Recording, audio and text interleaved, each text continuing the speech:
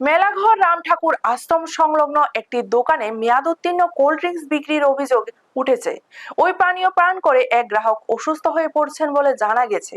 ঘটনাকে কেন্দ্র করে এলাকায় চাঞ্চল্যের সৃষ্টি হয়েছে। স্থানীয় সূত্রে জানা যায়, রাম ঠাকুর আশ্রম সংলগ্ন মধু সাহার দোকান থেকে এক গ্রাহক ক্যাম্পা নামের একটি কোল্ড ড্রিঙ্কস কিনে পান করেন। কিছুক্ষণ পরই তিনি শারীরিক অস্বস্তি বোধ করেন বলে অভিযোগ। পরে পানীয়টির মেয়াদ উত্তীর্ণ হওয়ার বিষয়টি সামনে আসে।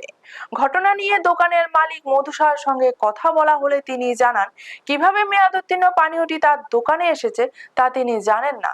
সরবরাহকারীদের মাধ্যমে এটি দোকানে এসেছে কিনা তা নিয়েও প্রশ্ন উঠছে। এলাকাবাসীর অভিযোগ, জনবহুল এলাকায় মেয়াদ উত্তীর্ণ খাদ্য ও পানীয় বিক্রির বন্ধে নিয়মিত নজরদারি প্রয়োজন। বিষয়টি খতিয়ে দেখে প্রশাসন ও খাদ্য সুরক্ষা দপ্তর প্রয়োজনীয় পদক্ষেপ নিক, এমনই দাবি জানিয়েছেন স্থানীয়রা। ব্যুরো রিপোর্ট, নিউজ তৎকাল 24। তুমি মানুষের ডেট বললে নাইলে 2, 4, 5 দিন, 10 দিন, 1 মাস, 2 মাস, 3 মাস, 4 মাস পাস করে পাঁচ হয়ে গেছে না। কইতাম পারি না করলে তো হতো না। তুমি মাল বিক্রি করবা, এক্সপায়ারি মাল বিক্রি করবা, এক্সপায়ারি দেহন ছাড়া। এক্সপায়ারি মাল বিক্রি করবা কোন এক্সপায়ারি দেহন ছাড়া নি।